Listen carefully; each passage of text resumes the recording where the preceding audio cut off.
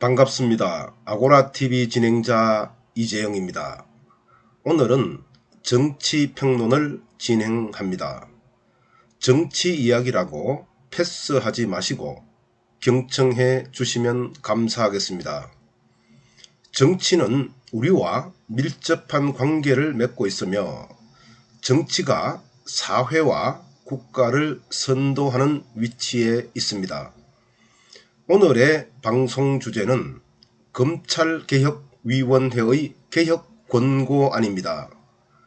2020년 7월 27일 검찰개혁위원회가 제21차 권고안을 발표했죠. 주요 내용은 검찰총장의 수사지휘권 폐지, 법무부 장관의 수사지휘권 구체화, 검찰인사위원회의 권한 강화 등인데요. 법무부와 검찰 그리고 검찰 내부 권력 간 견제와 균형이 실질적으로 작동하도록 검찰청법 개정을 추진하라는 당부의 말까지 했네요.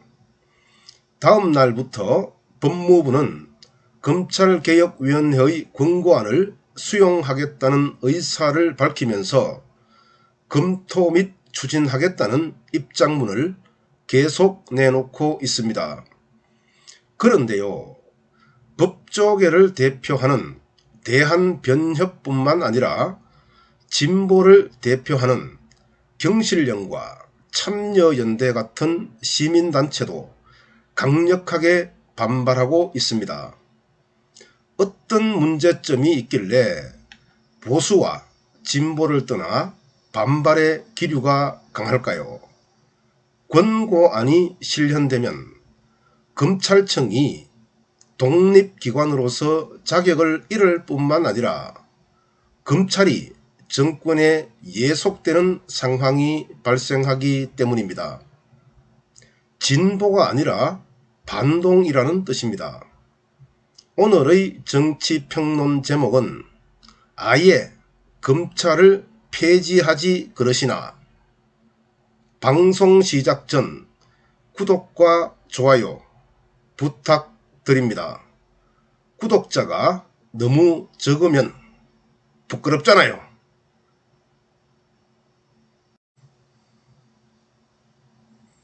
먼저 검찰총장의 수사지휘권 폐지입니다.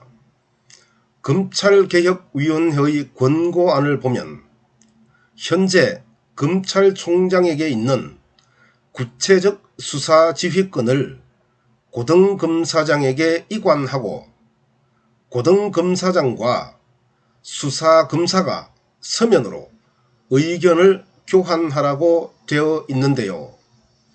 효과로 검찰 내부의 견제와 균형, 검찰총장의 선택, 표적, 과잉, 별건 수사 개선 등을 적시하고 있습니다. 검찰개혁위원회의 권고안대로 실현되면 검찰총장은 구체적 수사권을 박탈당하고 일반 수사 지휘권만 행사하게 됩니다. 검찰총장이 할 수 있는 일은 철저하게 조사하라, 최선을 다하라, 이와 같은 일만 하게 된다는 겁니다. 일반 수사 지휘권은 구속력이 거의 없고 빠져나갈 구멍이 많으므로 고등검찰청이든 지방검찰청이든 검찰총장의 일반 수사 지휘권을 무시하게 됩니다. 결과적으로 대검찰청과 검찰총장은 있으나 마나한 존재로 추락하게 되는 거죠. 대신 범죄 사건은 고등검사장의 구체적 수사 지휘권과 검사의 수사권이 수행하게 되는데요. 빈약하고 어설픈 수사가 진행될 수밖에 없습니다. 수사검사의 경험이 일천한 상태에서 대검찰청의 노련한 수사 기법이 스며들 여지가 없기 때문이죠. 이러한 상황이 반복되면 검찰이 행사하는 준사법적 질서는 파괴되고 손해는 국민이 볼 수밖에 없습니다.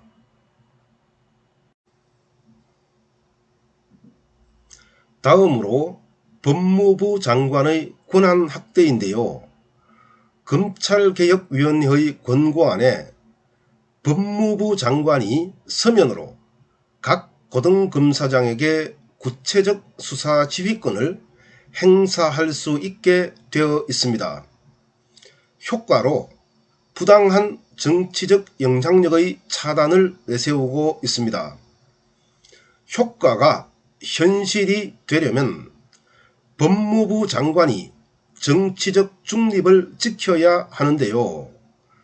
정권의 수장인 대통령에게 종속된 법무부 장관, 이러한 법무부 장관이 정치적 영향력으로부터 자유로울 수 있을까요? 그럴 가능성은 거의 없습니다. 법무부 장관이 구체적 수사권을 보유하게 되면 정권의 이익을 위해 고등검사장을 구체적으로 지휘하게 됩니다. 고등검사장은 상급자의 지휘권도 지휘권이지만 생존과 진급을 위해 법무부 장관의 지휘에 맹목적으로 복종할 수밖에 없습니다. 법무부 장관의 구체적 수사 지휘권은 검찰의 정권 신여화를 공식적으로 열어젖히는 것과 다름없게 됩니다. 검찰이 선악이 아니라 힘을 기준으로 권한을 행사하는 기관으로 전락하게 됩니다. 강자는 선, 약자는 악이 되는 그러한 사회가 된다는 의미입니다.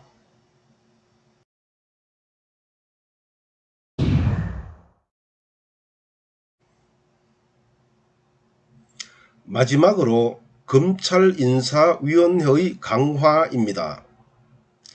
검찰개혁위원회의 권고안에 법무부 장관이 인사위원회의 의견을 들어 검사의 보직을 정하고 검찰총장은 인사위원회에 서면으로 의견만 제시하게 되어 있습니다.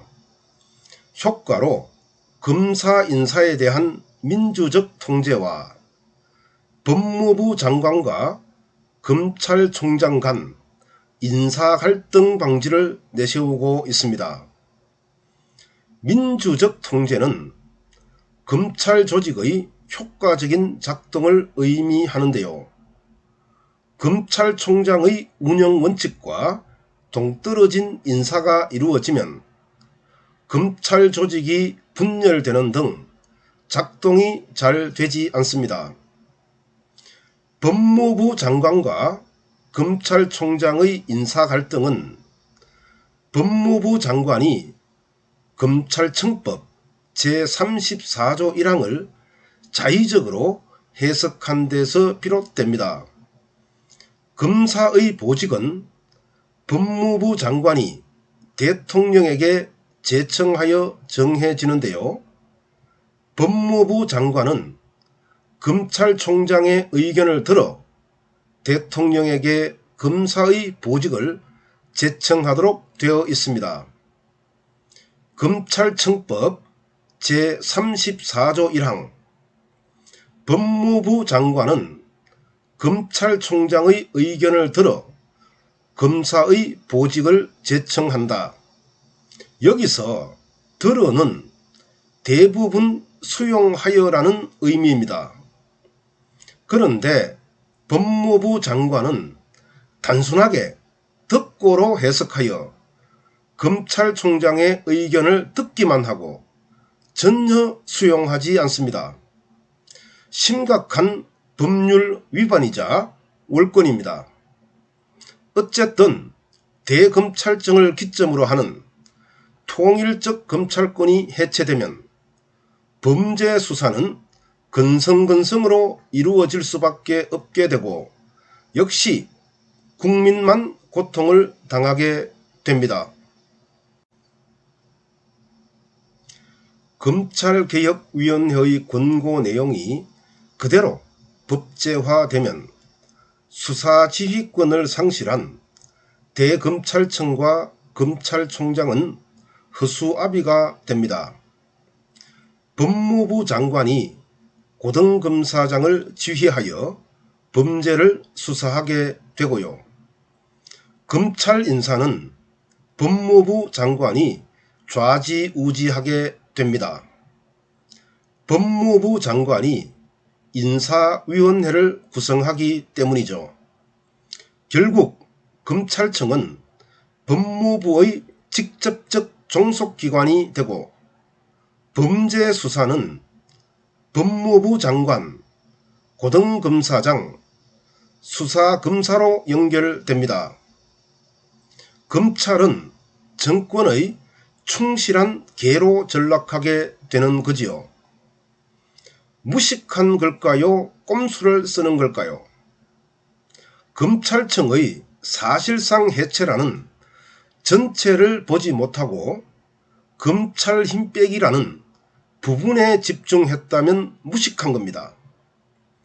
현 정권에 순응하지 않는 검찰 조직을 길들이려는 목적이라면 꼼수고요.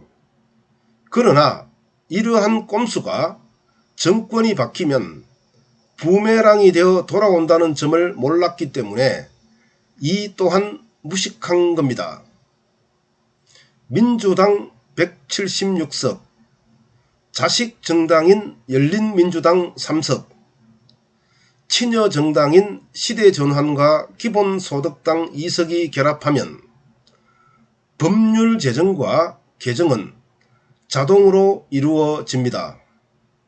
다만 결과에 대해 책임지면 됩니다. 감사합니다. 아고라TV 진행자 이재영입니다.